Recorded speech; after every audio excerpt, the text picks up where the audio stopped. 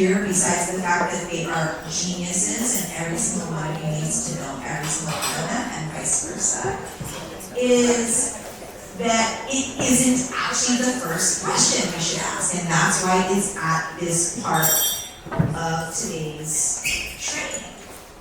Is because now you can really, I hope, hear with very open ears and hearts about what it takes.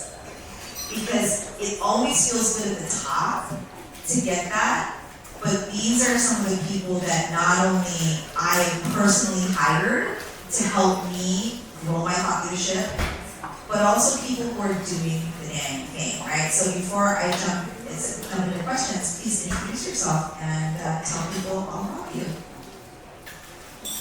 Hello, my name is Veraghan. I am the founder of Show Up Awesome. We help leaders and teams get to the heart of their businesses and themselves by providing systems that scale and tools to help them show up powerfully in business and life through fractional support, coaching, and consulting from a heart-centered place.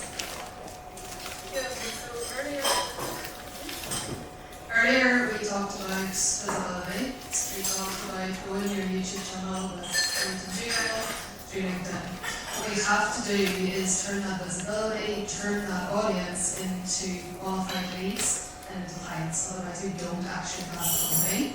This is when you look at Jen, who has 400,000 people on her email list. How did she do that? She did that with diagnostic assessments. So my name is Maeve Ferguson, and I turned the proven IP, the proven intellectual property of the world's most extraordinary thought leaders, turn that IP into infrastructure so that they can qualify their leads and convert clients every single day. And not only that, what is actually most important there is the proprietary first-party data that these diagnostic assessments generate, and that is actually the biggest asset that all of us are sitting on, and it is the only one outstanding in this world of AI. Hi, I'm Harper, and I help authors write must-read books. So, not the kind of book that's just done, but the kind of book that people talk about, they tell their friends, they keep forever, they draw here, they underline, it goes everywhere with them. That's what I help people do. And I also am helping people with publishing strategy.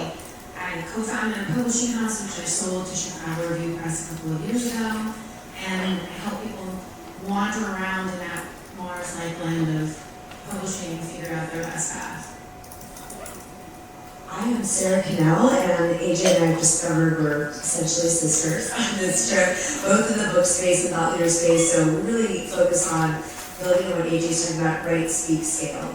Right, so Jen's been talking about it all day. You write the book, you decide where you're going to speak, whether you specialize in TEDx, keynotes, other types of speaking, or online virtual speaking, and then how are we scaling our impact and message. And my new work is really devoted to what I consider the future of thought leadership, which is what all of you are here for and to be, because we have very quickly we come into a sameness epidemic, right, where we don't really make white space and use our brains. I'm a neuroscience-based coach and strategist, so I have a process to help us really get into the imaginal right brain that is going to have the answers for us. I call it downloads, right? We get downloads from the computer, we need to download from our own genius, from consciousness, so that we can bring the solutions in that the world needs. And so that's kind of at the front of the process. So I love this because not only are you all helpers of thought leaders and service providers of thought leaders, you're developing your own intellectual legacy of your own work. And tell me, was that hard? Like, sometimes I Jen made me do it, but besides that, what makes you, in developing your own body of work, being able to parallel build your own thought leadership alongside supporting others that are actually doing that? Because I think that's the juicy conversation. So tell me about that. What are the challenges you're facing and what are the ways that you're overcoming them? Sure. So I support authors and speakers and run operations in the back of business. I coach the CEOs who are on stage. And that is a very busy business with many moving parts. I'm working with their teams. And so it's interesting because I get to see behind the scenes what it takes, and it takes a lot of people, a lot of time, a lot of intentionality, and understanding what it is that you want to share. So there's a unique perspective that you have in the seat that you sit, in the way that you are either running your business or you are working for a business that you have to share. And so it's starting to pull that out and listen to yourself and what's calling you and figuring out how you're going to put all that together. And then carving out the time outside of the thing that you do from 9 to 5, or sometimes bigger than that, to actually build it and put it together. So what was the nugget? Because I'm an insider, I know it. So, but you know how you are working with all these people, and you have a unique framework that you developed, because to you that was the lens that was missing that a lot of thought leaders weren't doing, and you were like, Jen, I have this book, I have this thing, and it's because why people are putting themselves out there. This is why they're not showing up awesome, which is the name of her company, because they don't show up awesome unless they have a Stephanie. And you were trying to empower them to show up awesome whether they have a Stephanie or not.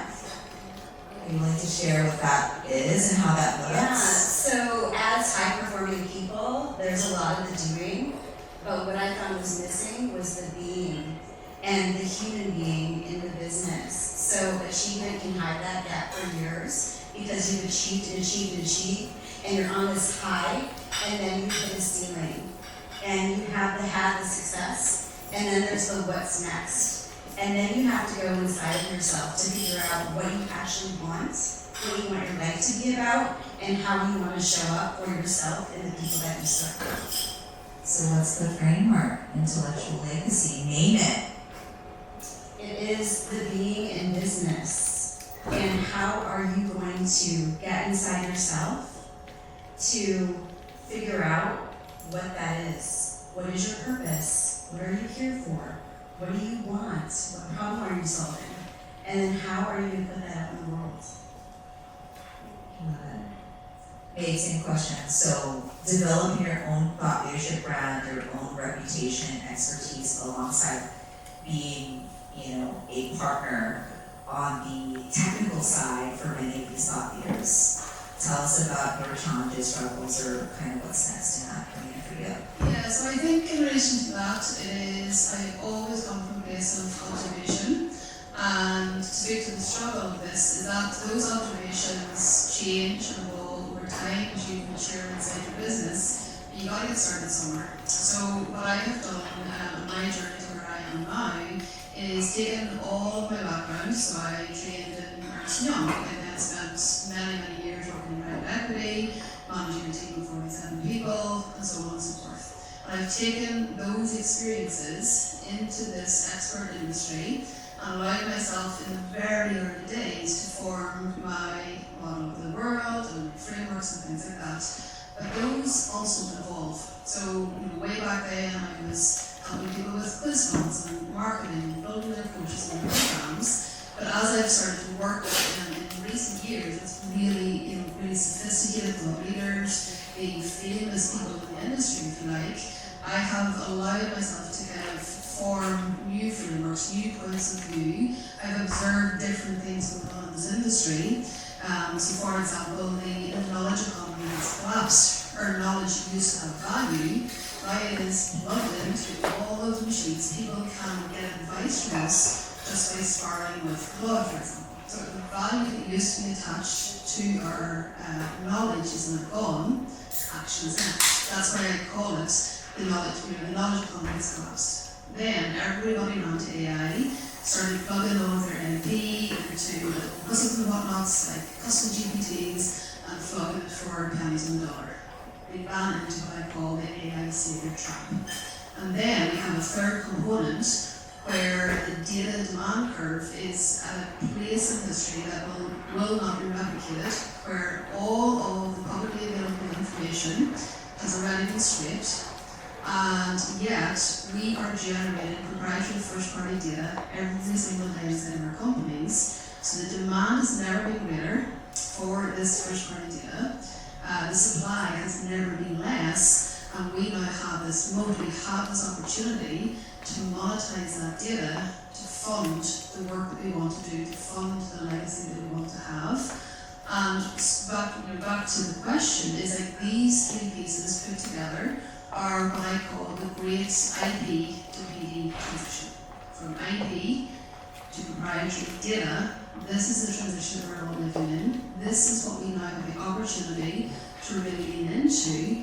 And my invitation to you is to allow yourself to get started, because the only reason I am, now have these frameworks, and the only reason I'm working with the most extraordinary thought leaders in the world is because I got started when I left private equity. I built my very first framework when I didn't know what I was doing. I cut my teeth, I did the work, I got really bloody good at what I do, so that now I can do what I do many, many, many years later. So just get started. I love that. And one thing you might have noticed that Maeve is from Brooklyn. Actually, she's from Northern Ireland, and she came all the way here to be with us with NP Maeve. But also, she lives on a horse farm. In the United States, living on a ranch sounds like Yellowstone, right? But in Northern Ireland, it's a very humble, beautiful, neighborly way of life. She literally has mares having baby horses right now at her ranch, where she left her 2 little ones with her husband, who's the main ranch dude. And I always say, she lives literally in the middle of nowhere, basically, is my point. And she's here, and she's working with the biggest thought leaders in the world. And because her ability to communicate her way of thinking about this tells the thought leaders, I need that partnership, I need that support. But it's hard for me to help you if you actually don't try things on and get your work out there, because you can't automate. The thing about the AI is AI will scale crap faster than we can think. And so that's the danger, and that's why it's so important to hear the realness of this. Like, Maeve is polished, and she is smart, and she is amazing. And so is Steph, who came all the way from Florida to be here. AJ's in New York, Sarah's in Chicago. But the main through line is that we're real people. Like real people with real families and real lives. Because it's easy to come up and like, how did you do it? How can I do it? What is the tool? What is the thing? But it's the courage. It's the like being in the right room with the right people who give a shit, right? And so I just wanted to say that because I wanted to call you out in a good way. I'm like, she lives on a farm, y'all, like in the middle of nowhere. I've been to her. Lucky for me, I got to visit her, and it's gorgeous. Yes, it's gorgeous. And then you heard from Jewel and Ori, they're from Canada. That's why Jewel keeps calling it a washroom. When I first met her, I was like, what's that? And she's probably like, why do you Americans call it a restroom? So anyway, so we're a very global community here, as you can see, so that's really great. So AJ. That's because that's the only place any of us get rest is in the bathroom. I'm really glad you asked the question about your own thought leadership. So I've been in publishing 21 years. I also am a co-writer with Megan McAllowitz, who is a business author of note. His most famous book is Profit First, and I wrote all his books with him. And I was just telling Sarah about this. So this is, I haven't shared this. Were you really? Okay. We're just a little bit excited to know each other right now, so I'm just So, one of my favorite authors is Louise Erdrich. And if you haven't read her, please read her. She's amazing. She's a Pulitzer Prize-winning author. And Sarah also loves her. And I went to go Erdich. Start with love medicine. Okay. I went to her bookstore in Minneapolis. It's called Birchbark Books, and she represents Indigenous authors there. And I'm walking around and taking on this video, and then I saw on one wall, floor to ceiling, all of her books. 3 decades of writing, maybe 4. And then I thought about the almost 1,000 authors that I've worked with, the authors I've ghosted for, authors I've edited for. And then I thought about my own book. I wrote a must read, and I thought, look at her body of work, and what would mine look like if it had just my name on it? And it would be one. Even though I've been publishing 21 years, and even though I'm a writer. So I made a really critical decision last year and told Mike McCallowitz, we're on hiatus. I'm not writing right now for you or with you. And decided I really need to do something about my body of work. So I hope that I was so brave. I sat in the car after I looked at that picture and I just burst into tears. Because these decisions that you make just this month and then for the next 6 months and then, okay, well maybe till next year or when my kids are older or whatever. And all of a sudden it's 21 years. And then you look and on the shelf it's just one little book. And I'm super proud of my book, Write a Must Read. And I'm super proud of everything I've done and all the authors I've helped, but I really want my own body of work. So I hope you're all thinking about that for yourselves and what that means. And AJ's going to be on the panel tonight for the salon, and we're really going to talk about the missing manuscript because the statistics are scary. You know, in nonfiction books written by women get paid a lot less, they're bought less, they hit the list less. In 2020, which was the last researchable nugget that I could find, because I'm trying to find even more present data, but 2020, there were more nonfiction, personal development and professional development books written by men named John or Joe than all the women combined hitting the list and selling books. And again, it's frightening. Like, because we also all have businesses that serve thought leaders, and that's why having our own thought leadership matters, because otherwise no one will know this, and then we will leave this earth without people knowing to build theirs. And we're only propping up and helping the people that say that can afford it, right? Services and whatnot. And so we're on a bigger movement here than even we even thought. So tonight's salon is going to be called The Missing Manuscript, because we believe that the missing manuscripts are being written by the women in this room, and we need them in the front. So when are we launching our own list? Let's go! Well, that's true. AJ and I have our own publishing company, so we Have got you. Yeah, we got you. I want to jump on that, and then I'll share how I do my own work, because I got all enraged about there's an organization that will actually look at all the bylines, all the published authors, and look by gender, by identification, ability, all the different ways that we identify ourselves, right? And of course it was overarchingly white male, and it's like so easy to become just fatigued, indignant, enraged, all rightfully so. And there was, I was on a big writing conference there every year, like 20,000 people come to this conference, and one of the gentlemen at a major publication said, I know this is a problem and I'm a male and we do publish more men than women, but I want to tell you something. When I reject a man's piece, someone submits an article to the Atlantic or the New York Times or whatever it is, and I say, hey look, this isn't right for us right now, send me something else. He said 99% of the men will immediately follow up within a week with a new piece. And they will contact me if that wasn't right with another piece and another piece. He said, do you know what the repeat submission rate is for women of color, people of different abilities? It was almost zero. And it was such a gut punch because I wanted to be on my soapbox and be in my thing, neuroatypical woman, definitely, have tons of privilege, and that's, all of that.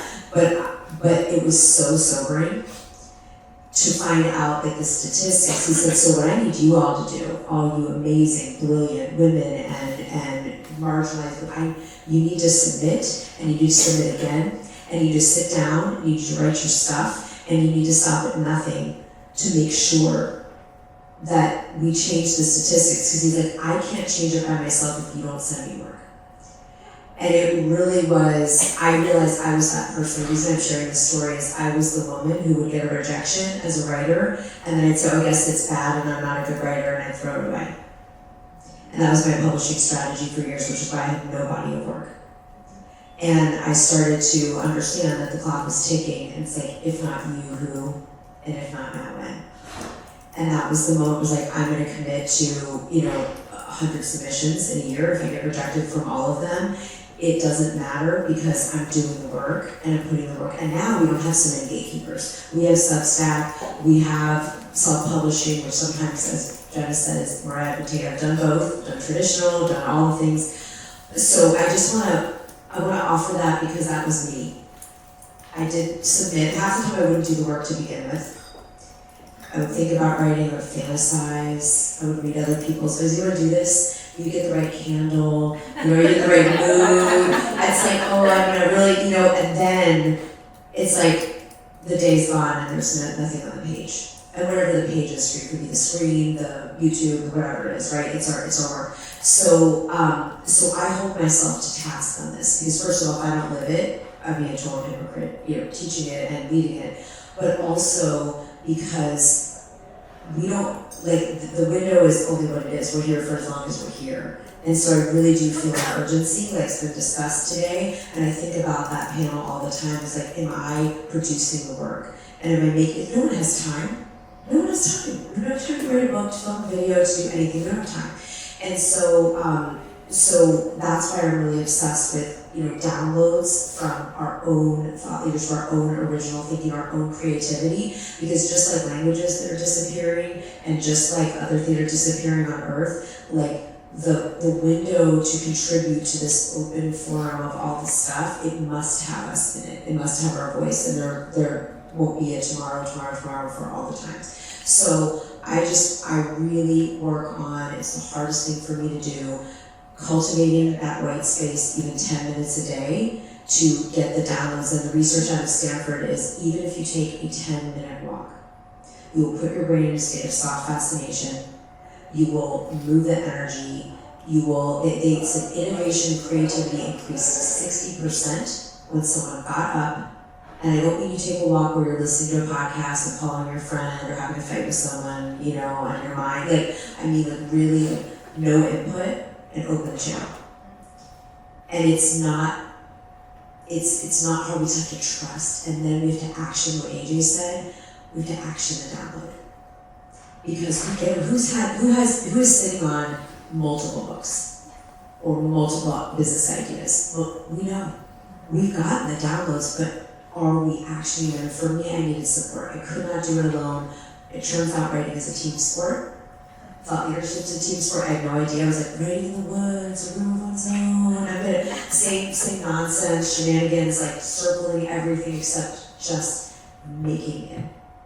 Because it's hard and it's scary. 200 million people in America say they want to write a book, and very, very few of them will. You guys came here today to let this be whatever stage you're in, to let it be like the next threshold. So that's kind of my soapbox. I love it. And I love that, so Sarah's gonna talk about this tonight in the salon, so we'll go deeper into kind of like the anatomy of what it took to not be a missing manuscript, to actually fill the void with your books, right? And she's having a book coming out this fall called The Download, and it's gonna have what she's speaking about. And it was similar to when Stephanie opened up, where I said, like, she's in this services business, this coaching business, helping other thought leaders get on stages, write their books, do the thing. But you found that piece that traverses that, which is the download. And when I first met you, right, it was the same thing. It was like, I want to be really, this is my future. This is what I really want to be known for. And it was actually like, I want to actually ask a tactical question. What did you have to do to then set up your current life and business to be able to not just write the book, but decide this is what I want to be known for in the next season? And that's going to require, as you said, people around you get it, advisors, and your own personal white space that you make. So can you tell me about that? And I want everyone to answer that question, because you have to shift things in order to support the next thing. So can you talk about a way that you did that? Oh goodness. So exfoliation. This is where your stand so beautiful. A whole brain exfoliation via Gen Chem. So I've been in business for 14 years. I've helped people get on stages. I've ran the operations behind all of it. I can do it in my sleep. However, it's like the toddler's children with no shoes. I was like, how am I going to do this for myself and develop a framework? And like, I'm running my business and I'm serving these people, and I now have to take myself out of it. So I have to come out from behind the scenes and make myself visible. I have run a business that was word of mouth. I've never had to market myself. So now I have to step out. I have to be visible. I have to change all the things, and I have to be the people that I serve. And that is a transition.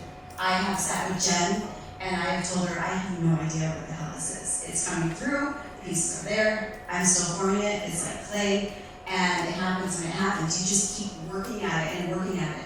And I hired somebody to run my business, and now I have to train that person. So, back to what Sarah was saying, like, you do it in community, you do it with a team of people, you do it with community people, like people in this room to support you, because the people in your life are like, all I know is that you work a lot, I don't know exactly what you're doing. And so you need people that understand what you're going through and can support you, and you can bounce ideas off of. You need a Jen that can see the things that you can't see for yourself, because I like to say, like, I'm in the soup of things. She can see what's in the soup and is like, no, there's some really great stuff here. Let's put it together. So you need that room of people, and you have to work at it one thing at a time. Like, what is going to free you up to get you out of your business, so that you can now shift your attention over to this thing to build it, and it takes something. So then you start out to look at your calendar and be intentional with your time. And like, how are you spending your time? Like, not bullshitting around with yourself. And you also have to deal with yourself and your fear around shifting out from being behind the scenes to in front of an audience. So there's a lot of things to deal with, which is why community is so important. Love that. What about you, Maeve? For me, it comes down to two things. Number one is choice. I am a firm believer that every single thing in life is choice, and how we go about things and how we progress and move forward is just a decision. So for me, for example, I left corporate. I spent 4 years in bed, horrendously sick. I needed a wheelchair to get from my bed to the bathroom. 4 years of that, and then recovered, left corporate, and set up my business, and had a little baby. So it wasn't easy to have to tilt up my computer screen as I was breastfeeding on a call for like 2 years, and the next time for 2 years. No, it wasn't. Is it easy getting on a plane to come to the States when my little daughter is at home with the chicken box? No, it wasn't. Is it easy starting my client calls at 9 p.m. because all of my clients are in America? I want to put my kids to bed. No, it wasn't. But everything is choice, and those are the choices that I make so that I can have the impact and leave the legacy that I know I'm here for. So that's the first piece, it's just everything is choice. Are situations simple? Probably not. We still just make a choice. And then the second thing that I've done is, thankfully I'm very, very technical. So I have 92 AI agents that run my entire company, from marketing, sales, client onboarding, client delivery, KPI reporting, every single facet of our business. We are leveraging agentic AI so that I can run the farm. I'm 2 in the morning, folding a mare, and like up to here, like inside of a mare, getting a baby out, and then an hour later I'm on Zoom, like, slay. This is not even like last night. We were literally watching on camera, being bored, and I was able to phone my husband, 6:30 p.m. here, and I'm like, it's 2:30 in the morning, get up, she's holding, you've got 20 minutes to go. And that's, you just make it work. But what you want to do is, I'm not saying run out and build 92 AI agents, and just make your choice, and then build the infrastructure around yourself, whether that's people, whether that's mentors, whether that is technology, so that you can execute on every single thing you know you're here for without any excuse, without any, it's different for me because, no it's not, it's just a choice. I want to first say that Downloads by Sara Connell is currently available for pre-order. I'm always doing that. Yes, she is. She absolutely is. You could really help her, by the way, if you just Pre-orders are big. pre-order. Big. It's a bit huge thing. Okay. I'm writing 2 books this year. And what that means is I'm writing one book, meaning I'm gonna get it all the way through the editing process, so I'm out by the end of the year and it's in production. And the other book is gonna be, I just want the worst draft possible of it by the end of the year. I just want some words on a page. So those are my goals for the year. But I want to tell you that I think you have to let go of arbitrary deadlines. So if you're coming from business, whether it's corporate or you're an entrepreneur, you're going to think when you go and you try to publish, so I'm starting books now, but you're going to think, I need it done by this day, and I want to publish by this day, and I want this to happen. And then publishing is going to just laugh at you. Because publishing moves at its own glacial pace, and it has its own set of rules. This other thing that happens that's really important, which is the creative process.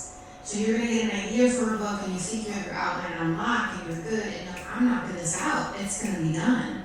But then you discover something, you realize something, and it's taking you down another path that's important for you, or you hit a stumbling block, and you need to be okay with that. So how I do it is, I just told you, I'm writing 2 books this year. But I don't actually have a set deadline in this year for them. And I also know that though I might have a messy first draft of the second book by the end of the year, that I could have 2 more years with it. I don't actually know, and I'm fine with it. So I think you'll save yourself a lot of stress if you, set it up with everything that you need, and the space you need, and then, what did you say? You know I'm not agentic? Okay. All your agents. Do those things, but also let go, because the creative process, you can't put it in a box. You have to be open to the necessary friction that's required to write a good book. Yeah, and just to build, anybody else a neuroscience fan in here? Okay, so if you want to hack the whole tidal wave of resistance that can come up, that is between your download and the thing, the business, the podcast, the book, whatever it is. So usually what happens in that is, because we haven't done it yet, or we haven't done this version of it yet, I call them the gremlins, right? They just attack you. It's like getting jumped in the back alley of your own head. And they just come for you with, everyone, you're not a celebrity, this is stupid, anyone, right? We know, right? It's just that thing that happens. And so if you, the fastest, best way I've found the way to show up and do the work and set up my life is to work at the level of identity. Because identity will drive behavior, it will trump everything, motivation. So if we decide and envision what is the identity of the person. So today, coming out of today, you might say, I'm really stepping into my identity as thought leader, or my identity as philanthropist, or whatever the identity of the you that was drawn to come here and learn from Jen today, that has power, because instead of in the conversation, am I good enough, will it work, will I fail, is it worth it, how much will it cost, you just can pretend. It's an act as if, it's method acting. This is really what I recommend, really to method act yourself. What would the best-selling author do now? Well, she's probably not going to watch 9 episodes of this Netflix show because she's a book she's committed to finishing, right? And I know it sounds silly, but there's so much power in these simple things to say, what would the 7-figure CEO do next? What would the name of promotion you want at your company, the next promotion in your C-suite be?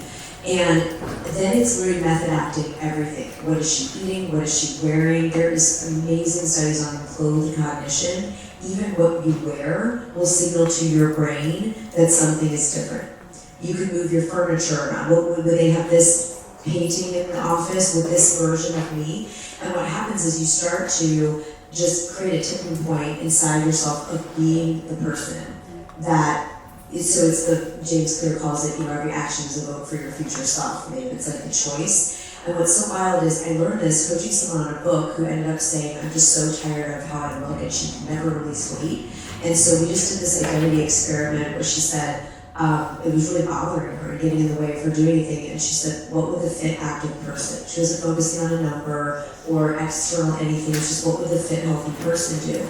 And she was just found herself making choices in alignment with that identity. She did finish her book, but she released this way that felt she was, just emotionally eating with, whatever it was. And it taught me how then we don't have to know if we're worthy, if we're good enough, if we're work, we're being it. We're being it first, and the best-selling author will sit down and write. The top CEO will have a meeting. They will take risks. They will pitch the talk.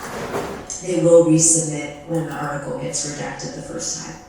So I don't know if that helps anyone, but it's a fun game if you want it to be. And you can start with going through your closet and just saying, what are the things that this version of me even wears? Only because that's just a studied thing that what we wear will change the way, even to the point of it change people's test scores and job acceptance rates in interviews.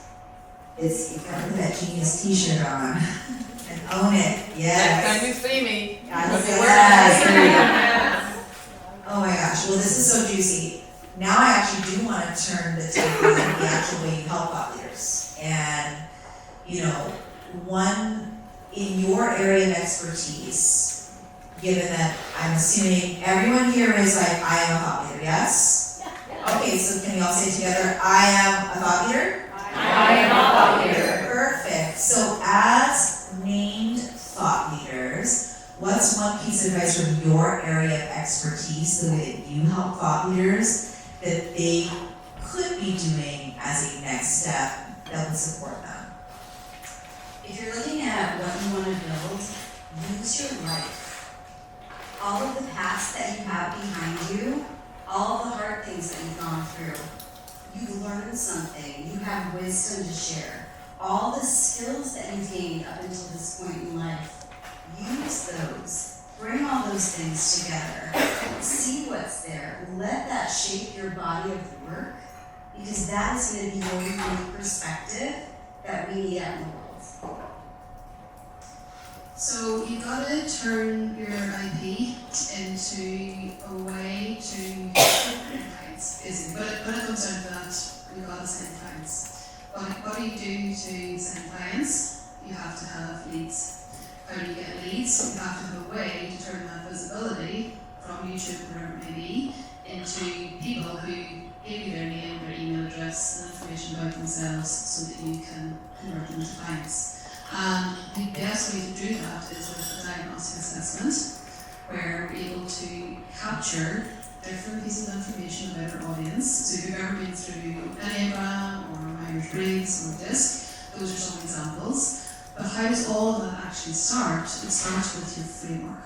So the framework is what turns into the assessment. The assessment is what creates the leads are what creates the clients. So having that segmentation system, having that infrastructure in place to actually convert the eyeballs into leads and then into clients is super, super important. And your very, very first step with that is to craft your own framework. Okay, so I believe that a book is not about something, it's for someone. And the very first thing you need to do is create what I call a reader statement. Is it okay if I just give them the 4-part method? Please, yes, give them the way to do it. Okay, it's deceptively simple. There's 2 parts of it you'll find very hard to answer, but I'm going to give it to you anyway. The first part is who, because you're going to fill in that ad-libs. Who is not an avatar. So mine is aspiring authors or just authors. Mike McAllowitz is underdog entrepreneurs. Okay? Could be married couples. Could be, it's very simple, it's overcomplicated, okay? Who, number 1. Number 2, what they want, and I call it a page 1 desire, meaning what do they want on page 1 of the book? What's compelling them? This should be a yearning, okay? This is not, I want this, comma, this, comma, this, comma, that. It's not the kitchen sink, it's like, I want this so badly. What do they want? Okay, now what do you think they want, what they would say, and I always say it's in the Starbucks line, okay? You're standing in the Starbucks line and you overhear 2 friends talking, and they said, I really wish I could just what? And the word just matters, right? Oh, if I could just, what is it? That's the want, that's number 2. Number 3 is perceived problem. So that's what they say. I really wish I could just, but I can't something. Not what you think. And you're gonna write down, the first thing you're gonna write down is what you think. Even though I just told you not to do that. And I know that because of all the authors I work with, that's the first thing they do. It's not what you understand the problem to be, it's their perception of what the problem is. And then the fourth part is, and they may not realize that it's also, or really, and sometimes they're kind of right about the problem, but it's not the whole picture, and sometimes they're just dead wrong, and you know it's really this other thing. So it may not realize that it's also, or really, the real problem. So it's who, yearning, page 1 desire, perceived problem, real problem. And you just fill those in. And I'm telling you, the 2 parts you're gonna have trouble with are page 1 desire and perceived problem. I see you back there. Yeah. Yeah. And that's your mission then, to understand what that is and the language they would use. You're gonna wanna intellectualize it, you're gonna wanna make it sound good, but this reader statement is the foundation of how you make choices about what goes in the book. It then also becomes how you pitch the book, talk about the book, market the book, all of it. So it's critical, and when I work with authors, it sometimes takes them weeks to figure this out. So surveys, Does it conversations. take weeks to be months? But it's critical, once you get it, it's everything. It's everything. And it'll also give you so much confidence when you're talking about your book and someone says, oh, you're writing a book, what's it about? And you'll say, well, it's for. And then you'll say, these people who want this, but this is the problem, is they understand it. Powerful. I love that so much. So to just put the bow on what AJ said, I would offer a homework for anyone that wants it to leave here with that identity statement. What is the you that is different than who came in here today? I am, because those are the 2 most powerful words vibrationally, if we get into that, in language. I am. And then decide what is that next level you, that thought leader you. It might be I am a thought leader, but we just said that it might be something different that's more potent for you.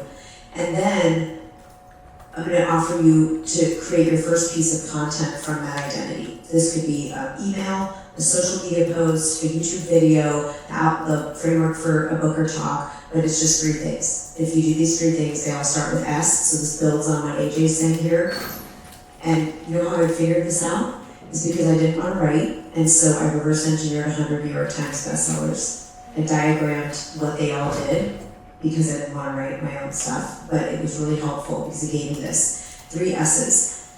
Your story. Even if it's a little post, there's some origin story to why you are creating that message today. It could be I've been in corporate for this long and I'm sick of it, and so your origin story for creating this thing that you're creating now.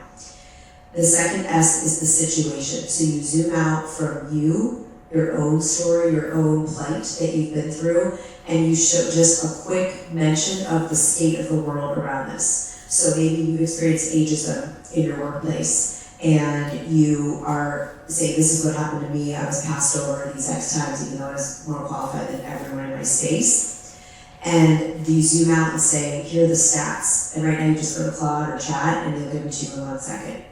Right? What's the top peer-reviewed statistic on your topic? That helps people not feel alone, and it helps them be seen, and it helps you say, this isn't just me. Mike McCallum actually did this the best in Profit First. He tells about creating these businesses, making millions of dollars, having nothing to keep. His health was suffering, his relationships were suffering, he had no money, but he was making millions of dollars because it was all going back in the business. But then he zooms out and he says, hey, I'm not just a pathetic loser.